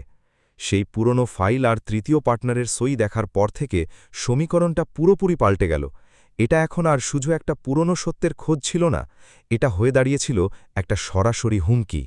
সে রাতে অনন্যা নিজের ঘরে শুয়ে এপাশ ওপাশ করছিল। ঘরের সব আলো নেভানো, শুধু ল্যাপটপে স্ক্রিনের আলোয় ওর মুখটা ফ্যাকাশে দেখাচ্ছে। স্ক্রিনটা ব্ল্যাঙ্ক, শুধু মাঝখানে একটা মেসেজ জলজল করছে, স্টপ ডিগিং, অর্থাৎ খোঁড়াখুঁড়ি বন্ধ করো। এটা শুধু কোনো স্প্যাম মেসেজ ছিল না, এটা ছিল একটা নিঃশব্দ সতর্কতা যে কেউ ওকে চোখে চোখে রাখছে। আর সবচেয়ে ভয়ের ব্যাপার হলো, অনন্যার মনে পড়ল এই ঘটনাটা প্রথমবার ঘটছে না। গত কয়েকদিন ধরে যখনই ও বাবার ল্যাপটপে কোনো পুরনো ফোল্ডার খোলার চেষ্টা করেছে, সিস্টেম স্লো হয়ে গেছে। আননোন নম্বর থেকে কল এসে কেটে গেছে। তখনও অতটা পাত্তা দেয়নি, কিন্তু এখন সবকটা বিন্দুর মধ্যে যোগসূত্র পরিষ্কার। পরদিন সকালে ও যখন বাড়ি থেকে বেরোল, ওর বারবার মনে হতে লাগল কেউ ওর পিছু নিয়েছে। ও ঘাড় ঘুরিয়ে সরাসরি পেছনে তাকাল না, শুধু রাস্তার ধারের দোকানের কাঁচ বা গাড়ির লুকিং গ্লাসে দেখার চেষ্টা করল। একটা কালো পালসার বাইক ওর পেছনে পেছনে আসছে, লোকটার মুখ হেলমেটে ঢাকা। অনন্যার বুকটা ধরাস ধরাস করতে শুরু করল। ও সাথে সাথে অর্জুনকে ফোন লাগাল। অর্জুন, কেউ আমাকে ফলো করছে। অর্জুনের গলার আওয়াজ নিমিষে বদলে গেল। কোথায় আছো তুমি এখন? অনন্যা কপা কপা গলায় রাস্তার নামটা বলল। এক জায়গায় দাঁড়িয়ে থেকো না, হাঁটো, যেদিকে ভিড় বেশি সেদিকে যাও। অর্জুন বলল, আমি আসছি। অনন্যা প্রায় দৌড়নোর মতো করে হেঁটে একটা বাসস্ট্যান্ডের দিকে এগোল। সেখানে অনেক লোক, চেঁচামেচি, হকারদের ডাক, এটাই ওর এখন দরকার। মিনিট 15 পর অর্জুন হাঁপাতে হাঁপাতে সেখানে এসে পৌঁছাল। ও দেখল অনন্যা একটা পিলারে হেলান দিয়ে দাঁড়িয়ে আছে, চোখে মুখে আতঙ্ক স্পষ্ট, কিন্তু নিজেকে সামলে রাখার আপ্রাণ চেষ্টা করছে। কোথায় ও? অর্জুন তীক্ষ্ণ চোখে চারপাশটা স্ক্যান করতে করতে জিজ্ঞেস করল। অনন্যা পেছন ফিরে দেখল। বাইকটা এখন আর নেই, হয়তো চলে গেছে। ও ঢোক গিলল। কিন্তু ও ঠিক আমার পেছনেই ছিল, আমি শিওর। অর্জুন কোনো কথা না বলে ভিড়ের মধ্যে নজর বোলাতে লাগল। এত লোকের মাঝেও ওর মনে হল অদৃশ্য কোনো এক জোড়া চোখ ওদের প্রতিটি নড়াছড়া মাপছে। আমাদের এখান থেকে সরতে হবে, তাড়াতাড়ি, অর্জুন নিচু গলায় বলল। কি হয়েছে? অনন্যা অর্জুনের উদ্বিগ্ন মুখের দিকে তাকাল। আমি সেই লোকটার ব্যাপারে খোঁজ পেয়েছি। হাঁটার গতি বাড়িয়ে দিয়ে অর্জুন বলল। যে লোকটা হোটেলে অ্যাকাউন্টস সামলাত। প্রথমে সে মুখ খুলতেই রাজি হয়নি, খুব ভয় পাচ্ছিল। অর্জুন একটু থামল। তারপর সে একটা শর্ত রাখল, অর্জুন বলল। সে বলল, আমি যদি এই সব ঘাটাঘাটি বন্ধ করে দিই, তাহলে সে আমাকে একটা সত্যি কথা বলবে। অনন্যা থমকে দাঁড়াল। আর তুমি? অর্জুন ম্লান হাসল। আমি রাজি হইনি। অনন্যা একটা লম্বা শ্বাস নিল। তারপর কি বলল লোকটা?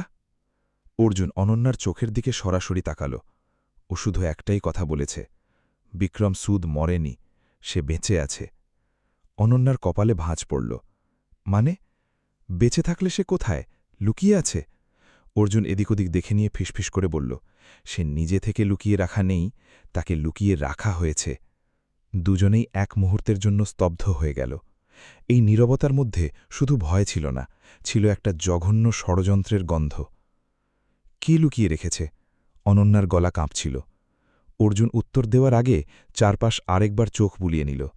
তারপর অনন্যার একটু কাছে এসে ফিসফিস করে বলল, হয়তো সেই যে তোমার বাবাকে দিনের পর দিন চুপ করিয়ে রেখেছে। অনন্যার মুখের রং ছাইয়ের মতো হয়ে গেল। তুমি তুমি কি বলতে চাইছ? অর্জুন খুব স্পষ্ট গলায় বলল, এটা শুধু পুরনো কোনো চুরির কেস নয় অনন্যা, এটা একটা সিন্ডিকেট, অনেক বড় চক্র। ঠিক সেই মুহূর্তেই অর্জুনের প্যান্টের পকেটে রাখা ফোনটা ভাইব্রেট করে উঠল। ও ফোনটা বের করে স্ক্রিনের দিকে তাকাল, আর কয়েক সেকেন্ডের জন্য ওর দৃষ্টি ওখানেই জমে গেল। কি হলো? অনন্যা উদ্বিগ্ন হয়ে জিজ্ঞেস করল। অর্জুন কোনো কথা না বলে ফোনটা অনন্যার দিকে এগিয়ে দিল। স্ক্রিনে আননোন নম্বর থেকে একটা মেসেজ এসেছে। Next time you won't be warned. পরের বার কিন্তু আর শুধু সাবধান করব না। অনন্যার নিঃশ্বাস আটকে গেল। এটা আর স্রেফ ভয় দেখানো নয়, এটা পরিষ্কার খুনের হুমকি। ভিড়ে ঠাসা একটা বাসস্ট্যান্ডের মাঝখানে দাঁড়িয়েও ওদের দুজনের মনে হল এই পৃথিবীতে ওরা বড্ড একা। অর্জুন ফোনটা আস্তে করে পকেটে ঢুকিয়ে রাখল। এখন আর পিছিয়ে যাবার কোনো রাস্তা নেই। অনন্যা এক দৃষ্টে তাকিয়ে রইল অর্জুনের দিকে। ওর বুকের ভেতর একদিকে ভয় আর অন্যদিকে সত্যিটা জানার মরিয়া জেদ সমানে লড়াই করছিল। তারপরও একটা গভীর শ্বাস নিয়ে বলল, তাহলে চলো, এগোই। অর্জুন শুধু মাথা নাড়াল। কিন্তু এবার ওরা দুজনেই খুব ভালো করে জানত এই রাস্তাটা ওদের শুধু সত্যির দোরগোড়ায় নিয়ে যাবে না, এই রাস্তা ওদের এমন অন্ধকারে নিয়ে গিয়ে ফেলবে যেখান থেকে জীবিত ফিরে আসাটা হয়তো আর সম্ভব হবে না। ওই হুমকির মেসেজটার পর অর্জুন প্রথমবার হাড়ে হাড়ে টের পেয়েছিল যে এবার প্রতিটা ভুল পদক্ষেপের জন্য রক্ত দিয়ে দাম চোকাতে হবে। কিন্তু মাঝ রাস্তা থেকে ফিরে যাওয়ার কোনো উপায় আর অবশিষ্ট ছিল না। পরদিন সকালে শহরের রুটিন কোলাহল শুরু হয়ে গেলেও অর্জুনের মাথার ভেতর এক অদ্ভুত নিস্তব্ধতা বিরাজ করছিল। ঠিক যেমন বড় কোনো ঝড় আসার আগে প্রকৃতি থমথম করে। ও সোজা চলে গেল শহরের সেই পুরনো ঘিঞ্জি এলাকাটায়, যেখানকার বাতাসে এখনও পুরনো দিনের অনেক না বলা গল্প ভাসে। অনেক অলিগলি ঘোরার পর ও একটা জরাজীর্ণ একতলা বাড়ির সামনে এসে দাঁড়াল। দরজার বাইরে একটা ভাঙা বেতের চেয়ার পড়ে আছে। অর্জুন হাসতে করে দরজায় টোকা দিল। ভেতর থেকে একটা ভাঙা কর্কশ গলা ভেসে এলো। কে? রমেশ ত্রিপাঠীর ছেলে। অর্জুন শান্ত গলায় বলল। কয়েক সেকেন্ড কোনো সাড়া শব্দ নেই। তারপর খট করে ছিটকিনি খোলার আওয়াজ হল। দরজা ফাঁক করে যে বৃদ্ধ মুখ বাড়ালেন, তার চোখে রাজ্যের ক্লান্তি থাকলেও সেই চোখ জীবনের অনেক অন্ধকার দিক দেখেছে। গোপাল কাকা। তিনি অর্জুনকে কিছুক্ষণ আপাদস্তক দেখলেন, যেন পুরনো স্মৃতির ধুলো ঝেড়ে মেলাতে চাইছেন।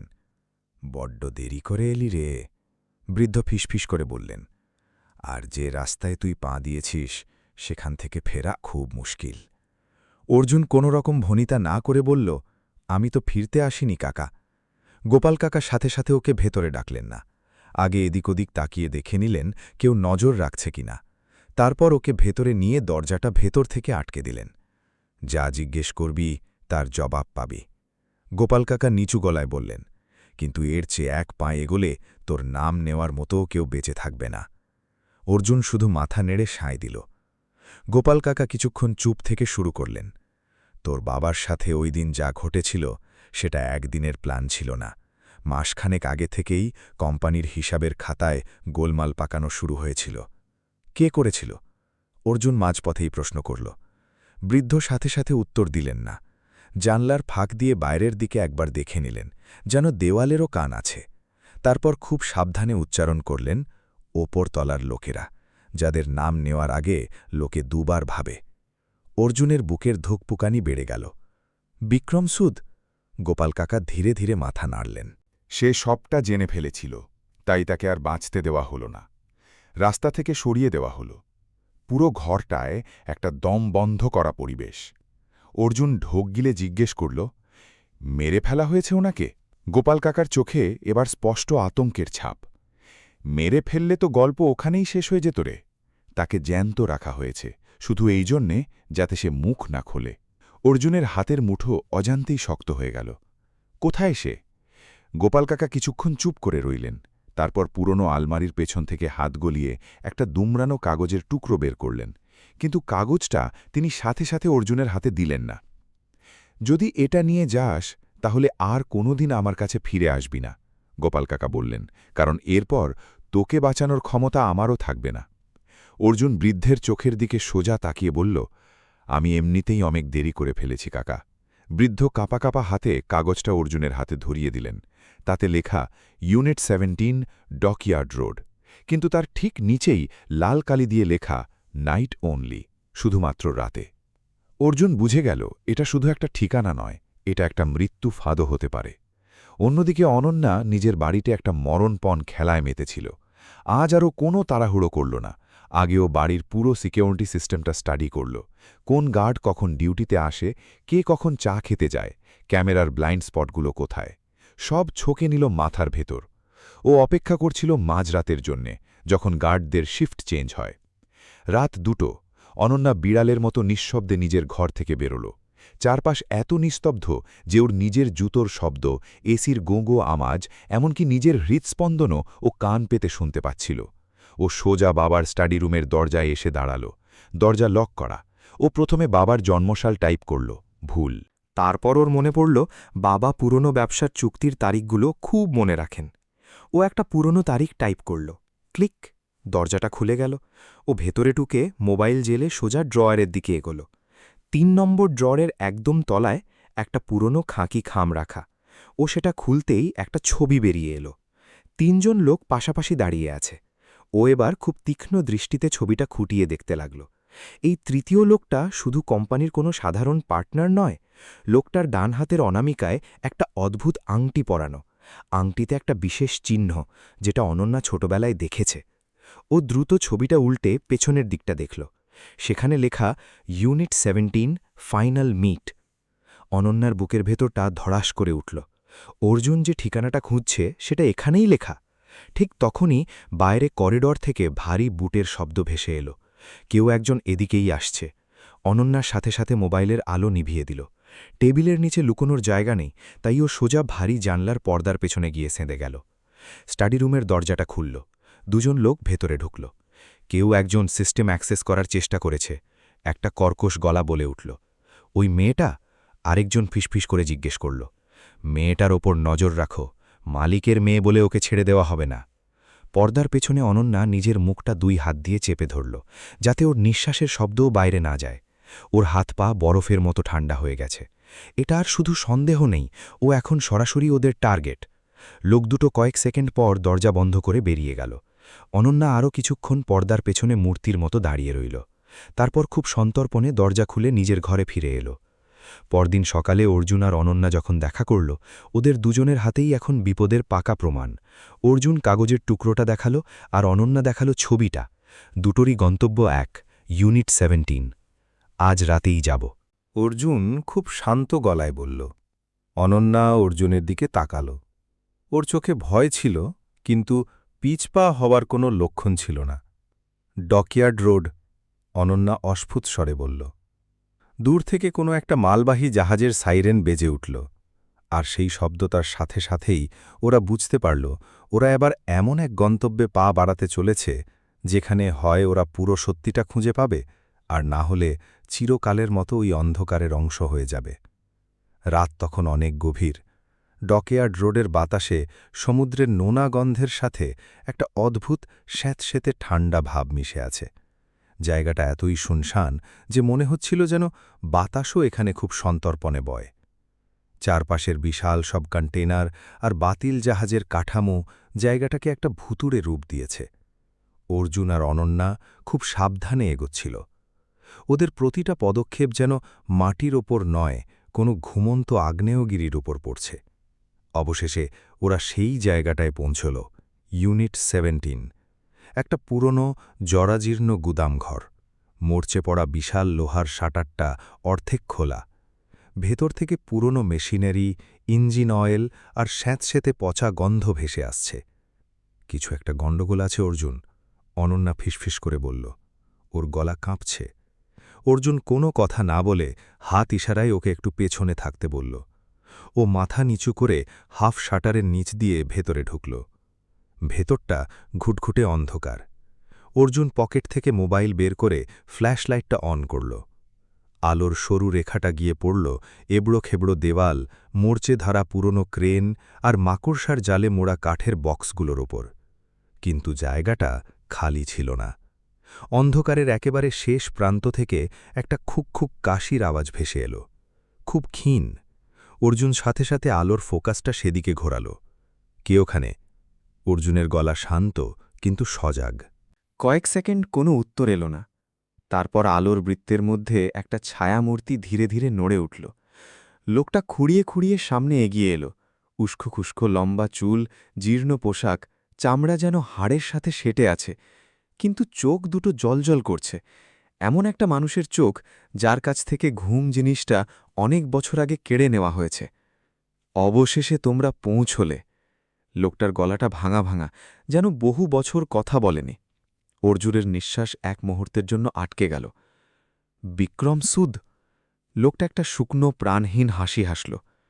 নামটা এখনো বেঁচে আছে দেখছি, কিন্তু মানুষটা কবেই মরে গেছে। অনন্যা ততক্ষণে ভয়ে অর্জুনের হাতটা শক্ত করে খামচে ধরেছে। আপনি এখানে এভাবে লুকিয়ে আছেন কেন? অনন্যা কাঁপা গলায় জিজ্ঞেস করল। বিক্রম অনন্যার দিকে ঘুরল। ওর কোটরগত চোখ দুটো দিয়ে অনন্যাকে কিছুক্ষণ জরিপ করল। আমি লুকিয়ে নেই খুকি। বিক্রমের গলাটা এবার একটু ভারী শোনাল। আমাকে এখানে জ্যান্ত কবর দিয়ে রাখা হয়েছে। অর্জুন এক পা এগিয়ে গেল। আমার বাবার সাথে ঠিক কি হয়েছিল? আমাকে সত্যিটা বলুন। অর্জুনের গলায় এখন আর কোনো দ্বিধা নেই। বিক্রম সুদ কয়েক মুহূর্ত চুপ করে রইল। ওর চোখ দুটো শূন্যতায় হারিয়ে গেল, যেন ও ফ্ল্যাশব্যাক দেখছে। তোমার বাবা, বিক্রম ধীরে ধীরে বলল, উনি ওই চক্রান্তে একা ছিলেন না, কিন্তু উনি ছিলেন সবচেয়ে সহজ নিশানা। অর্জুনের বুকের ভেতরটা মুচড়ে উঠল।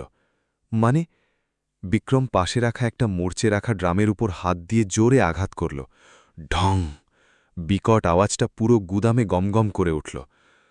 কোম্পানির খাতায় কোটি টাকার ঘাপলাটা সত্যিই হয়েছিল, কিন্তু যারা এই কাজটা করেছিল তারা সবাই ওপরতলার লোক।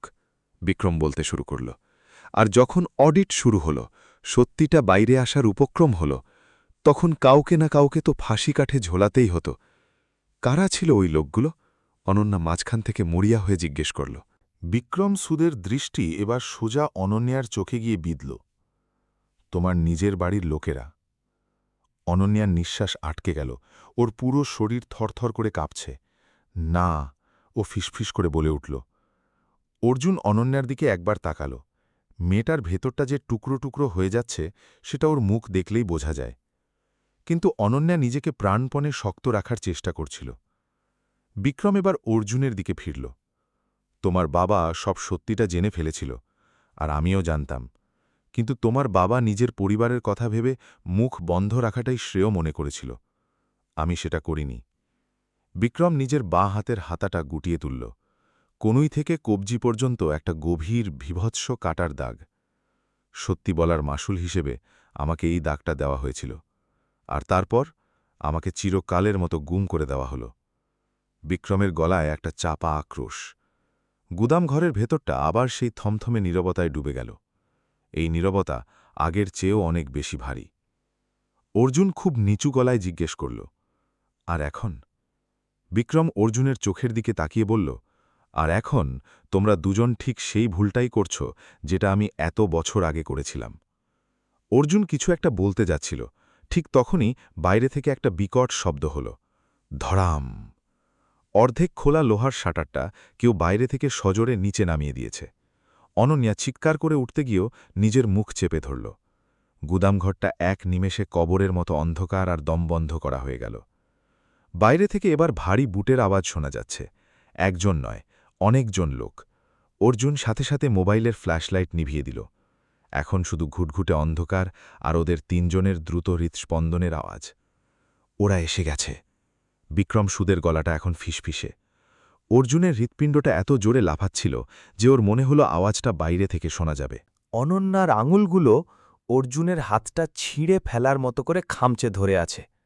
বাইরে থেকে একটা কর্কশ গলা ভেসে এলো।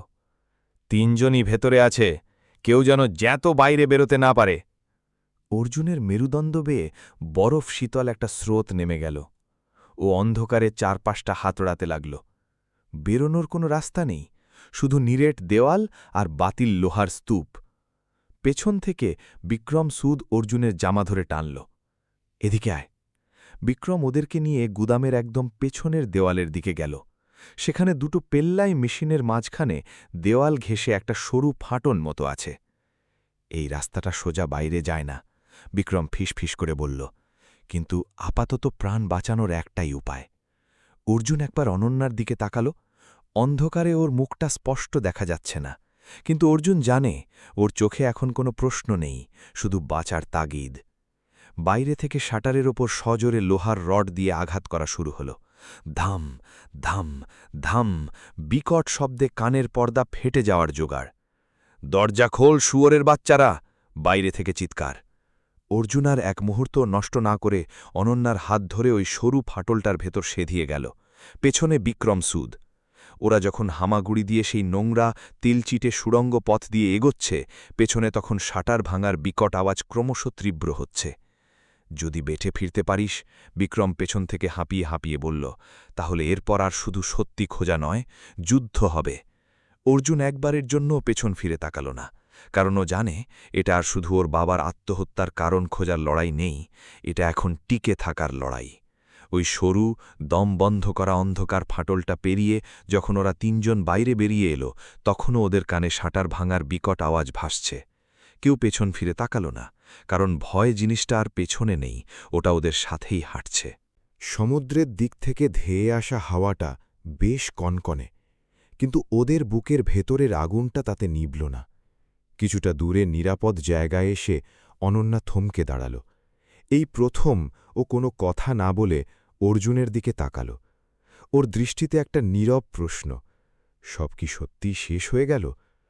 অর্জুন ধীরে ধীরে মাথা নাড়ল, না, এখনও না। বিক্রম সুদ হাঁপাতে হাঁপাতে পাশেই দাঁড়িয়েছিল।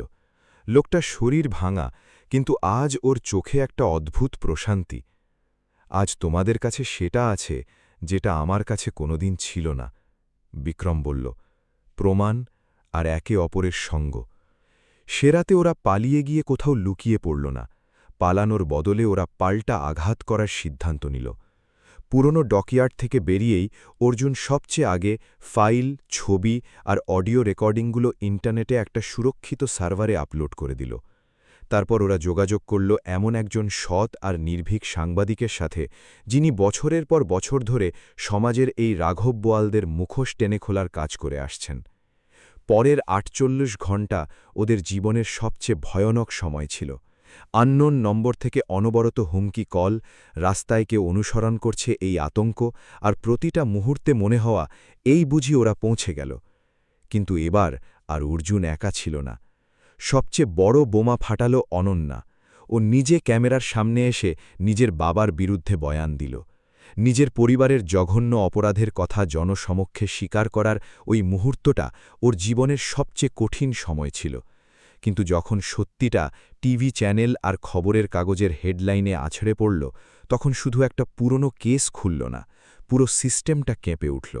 বড় বড় নাম সামনে এলো, যারা এত বছর ধরে ক্ষমতার অলিন্দে বসে সাধারণ মানুষের জীবন নিয়ে ছিনিমিনি খেলত, তারা আজ খোদ আইনের কাঠগড়ায় এসে দাঁড়াল। রাজবীর সিংহানিয়া সাম্রাজ্য তাসের ঘরের মতো ভেঙে পড়ল। কিন্তু আসল বদলটা বাইরের দুনিয়ায় হয়নি, হয়েছিল ওদের দুজনের ভেতরে। অর্জুন জীবনেই প্রথমবার নিজের বাবার পরিচয়ে মাথা উঁচু করে দাঁড়িয়েছিল। ওর মনে আর কোনো কলঙ্কের দাগ নেই। আর অনন্যা, ও ওর বিলাসবহুল জীবন, অর্থ, পরিবারের সম্মান সব হারিয়েছে, কিন্তু এসব কিছু হারিয়ে ও এমন একজনকে খুঁজে পেয়েছে যাকে ও চিরকাল খুঁজত, নিজের আসল সত্তাকে। কয়েক মাস পর সেই শীষমহল রেস্তোরাঁ, সেই একই টেবিল। অর্জুন এখনও সেখানেই কাজ করছে, কিন্তু আজ ওর মেরুদণ্ড সোজা, চোখে কোনো ভয় বা হীনমন্যতা নেই। অনন্যা খুব শান্ত পায়ে হেঁটে এসে টেবিলটার একধারে বসল। ওর পরনে আজ সাধারণ সুতির কুর্তি, মুখে মেকআপের লেশমাত্র নেই, কিন্তু ওকে আগের যে কোনো দিনের চেয়ে অনেক বেশি উজ্জ্বল দেখাচ্ছে। সব ঠিক আছে তো? অনন্যা সামান্য হেসে জিজ্ঞেস করল। অর্জুন জলের গ্লাসটা টেবিলে রাখতে রাখতে একটা স্নিগ্ধ হাসি দিল। সত্যিটা কখনো সহজ হয় না, কিন্তু এটা রাতে শান্তিতে ঘুমোতে দেয়। অনন্যা একদৃষ্টে কিছুক্ষণ অর্জুনের চোখের দিকে তাকিয়ে রইল, তারপর খুব নরম গলায় বলল, হয়তো জীবনে প্রথমবার বুঝতে পারলাম নিজে সঠিক হওয়া আর সঠিক কাজ করার মধ্যে একটা বড় তফাৎ আছে। অর্জুন সম্মতি জানিয়ে মাথা নাড়ল। বাইরে শহরটা তার নিজের চেনা ছন্দে চলছে, গাড়ির হর্ন, মানুষের ভিড়, নিয়ন আলোর ঝলকানি। কিন্তু ওদের দুজনের ভেতরে এখন একটা গভীর প্রশান্তি বিরাজ করছে, কারণ ওরা এমন একটা রাস্তা বেছে নিয়েছিল যেটা ছিল সঠিক। কণ্টকাকীর্ণ, কিন্তু সেটাই ছিল একমাত্র সঠিক রাস্তা। আমাদের জীবনেও তো এমন সময় আসে, তাই না, যখন আমাদের সামনে দুটো রাস্তা খোলা থাকে। একটা রাস্তা খুব সহজ, যেটা আমাদের বিপদের হাত থেকে বাঁচিয়ে দেয়, আর অন্য রাস্তাটা বড্ড কঠিন, কিন্তু সেটা আমাদের ভেতর থেকে বদলে দেয়। অর্জুন আর অনন্যা সেই কঠিন রাস্তাটাই বেছে নিয়েছিল, আর দিন শেষে এটাই তো আসল জয়। আপনি যদি এই গল্পের কোনো একটা জায়গায় নিজেকে খুঁজে পান, তাহলে একবার ভাবুন, অর্জুন বা অনন্যার জায়গায় আপনি থাকলে কোন রাস্তাটা বেছে নিতেন, সহজটা নাকি সঠিকটা? জীবনের একটা সত্যি কি জানেন? জীবন কখনো আমাদের হঠাৎ করে পরীক্ষা নেয় না। জীবন আমাদের পরীক্ষা নেয় রোজকার ছোট ছোট সিদ্ধান্তগুলোর মধ্যে দিয়ে, প্রতিটি দিন, প্রতিটি সম্পর্কে, যখন আমরা কোনো একটা সত্যির মুখোমুখি হই। অনেক সময় আমরা সত্যিটা জানি, কিন্তু মেনে নিতে ভয় পাই, কারণ সত্যি শুধু পরিস্থিতি বদলায় না, সত্যি অনেক মুখোশ টেনে খুলে দেয়, সম্পর্কের এমন কিছু দিক সামনে আনে যা আমরা দেখতে চাই না। এই গল্পে একটা ছেলে ছিল যে তার বাবার সম্মানের জন্য লড়াই করেছিল, কিন্তু তার আসল লড়াই বাইরের ওই ক্ষমতাশালী মানুষগুলোর বিরুদ্ধে ছিল না। তার আসল লড়াইটা ছিল নিজের ভেতরের জমানো সেই যন্ত্রণার বিরুদ্ধে, যে যন্ত্রণাটা বছরের পর বছর ধরে ওকে কুড়ে কুড়ে খাচ্ছিল। আর একটা মেয়ে, যার কাছে এই পৃথিবীর সব কিছু খুব সহজে এসে ধরা দিতে পারত, নাম, প্রতিপত্তি, আরাম, কিন্তু ও সেই রাস্তাটা বেছে নিল যেখানে ওর নিজের বাবার চোখে চোখ রেখে তাকে অপরাধী বলতে হল। জীবনের সবচেয়ে কঠিন সত্যি বোধহয় এটাই, কখনো কখনো সঠিক হওয়ার জন্য আমাদের নিজেদের সবচেয়ে প্রিয়, সবচেয়ে আরামের জায়গাগুলো ছেড়ে আসতে হয়। সত্যি কথা বললে হয়তো সবসময় জেতা যায় না, কিন্তু অন্তত আয়নার সামনে দাঁড়ালে নিজের চোখের দিকে তাকিয়ে মনে হয় না যে আমি একটা মিথ্যেবাদী। আর মানুষের সবচেয়ে বড় হার তো সেটাই, যখন সে নিজের চোখের দিকে তাকাতে ভয় পায়। তাই পরের বার জীবন যখন আপনাকে এমন কোনো মোড়ে এলে দাঁড় করাবে, যেখানে একদিকে রয়েছে খুব সহজ আর নিরাপদ একটা রাস্তা, আর অন্যদিকে রয়েছে কঠিন সত্যি, তখন সিদ্ধান্ত নেওয়ার আগে একবার অন্তত ভাববেন আপনি ঠিক কেমন মানুষ হতে চান। কারণ সময়ের সাথে সাথে সমস্ত গল্পই একদিন শেষ হয়ে যায়, শুধু আমাদের নেওয়া সিদ্ধান্তগুলো আমাদের ভেতরে চিরকাল বেঁচে থাকে। যদি এই গল্পটা আপনার মনের কোনো একটা কোণায় একটুও নাড়া দিয়ে থাকে, যদি মনে হয় এই গল্পের সাথে আপনার জীবনের কোনো একটা মিল আছে, তাহলে কমেন্ট করে অবশ্যই জানাবেন আপনি হলে কি করতেন। আর হ্যাঁ, এরকমই মন ছুঁয়ে যাওয়া আরও অনেক সত্যি গল্পের জন্য ভিডিওটা লাইক করতে আর চ্যানেলটা সাবস্ক্রাইব করতে ভুলবেন না। ভালো থাকবেন।